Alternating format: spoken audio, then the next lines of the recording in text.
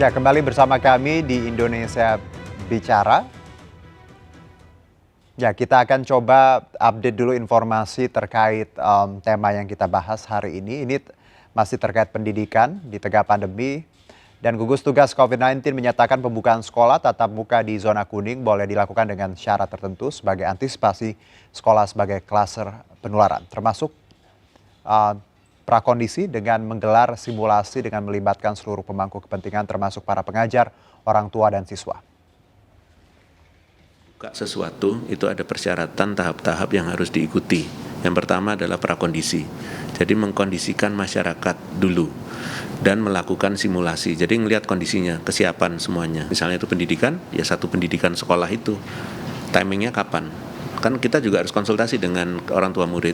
Monitoring evaluasi selalu ketat dilihat, diperiksa kesehatannya terus gitu ya. Dan kalau itu semua bagus dan areanya tidak berubah menjadi lebih buruk, berarti kita bisa di situ.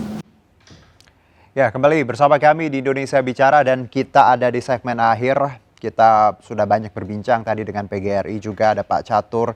Di segmen awal juga ada Mas Febi dari Brisbane, epidemiolog kita, terkait ancaman klaster baru yaitu sekolah ketika harus dibuka walaupun di zona kuning dan zona hijau. Dan di segmen ini saya masih tersambung dengan Bu Clara Yanti Pangaribuan, tenaga ahli pendidikan.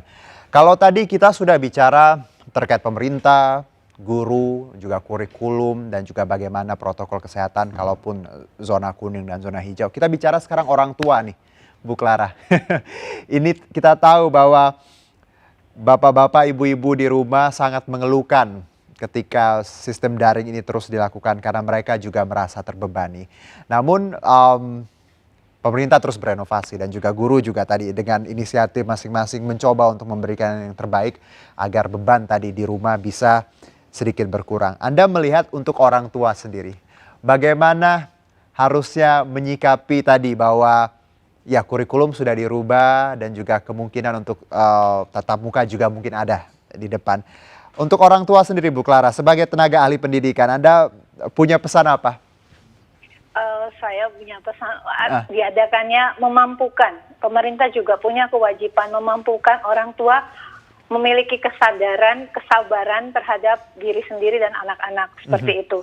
Dan diharuskan juga sih sebaiknya modul itu bukan cuma hanya ke para guru, tapi juga ke orang tua murid gitu. Okay. Jadi maksud saya boleh bekerja sama dengan radio atau televisi swasta atau televisi RI kita gitu. Bagaimana itu program-program pembelajaran. Jadi paling tidak adalah dari antara 10 orang tua akan memiliki daya kreatif atau inovasi dari si orang tua sendiri. Jadi ini memang sebenarnya saat yang paling pas bonding time antara orang tua dan anak seperti itu. Jadi mereka akan lebih banyak pengayaan ilmu yang akhirnya sadar dari anak itu sendiri dibantu dengan orang tua.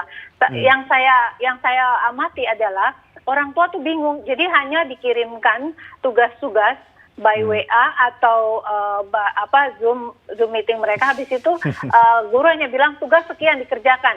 Sementara kan saat itu orang tua tidak terlibat untuk melihat bagaimana sang guru menjelaskan tugas-tugasnya seperti apa. Tiba-tiba anak-anak selesai PJJ langsung bilang sama ayah ibunya, aku punya tugas. Itulah yang membuat orang tua yang istilahnya yang saat ini yang kita dengar daring menjadi darting. Seperti itu, Mas Yuno.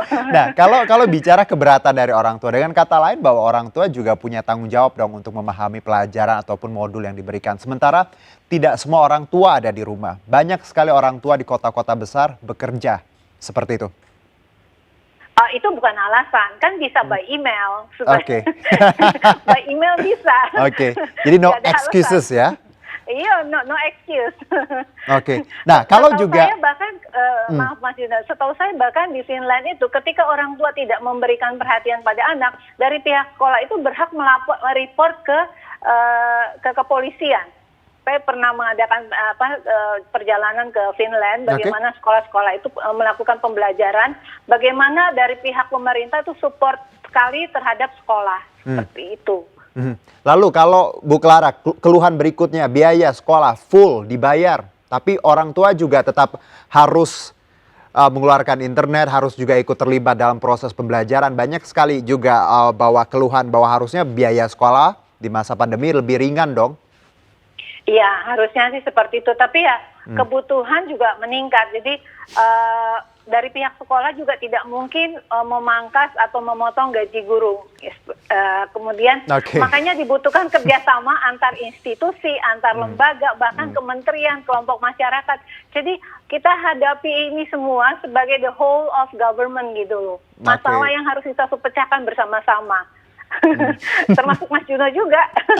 Betul, media ya, peran media juga. Iya, peran media juga penting. Seperti itu. Karena kalau kita bicara tadi biaya, ya ini juga kebijakannya dari pemerintah, bagaimana mereka hitung-hitungannya juga melihat bahwa ada tuntutan bahwa banyak sekali penolakan ketika harus bayar full, dan tadi fasilitas pun let's say tidak tatap langsung dan juga di rumah membebani orang tua. Nah lalu Bu Clara, kalau kita kembali bahwa bicara pendidikan di ujung jalan nantinya. Kita tahu bahwa pandemi memang kita tidak tahu kapan akan berlangsung dan blueprint-nya memang tidak ada di dunia. Semua negara punya masalah yang sama ketika menghadapi COVID-19. Anda melihat ke depannya, apa yang harus dilakukan pemerintah dalam hal pendidikan? Mungkin di awal tahun atau seperti apa, kalaupun vaksin sudah ketemu, apa yang langkah awal lah ketika kita bicara oke, sekarang ada kurikulum darurat, lalu juga PJJ masih dijalankan, what next untuk Indonesia dalam frame pendidikan? Iya, terima kasih.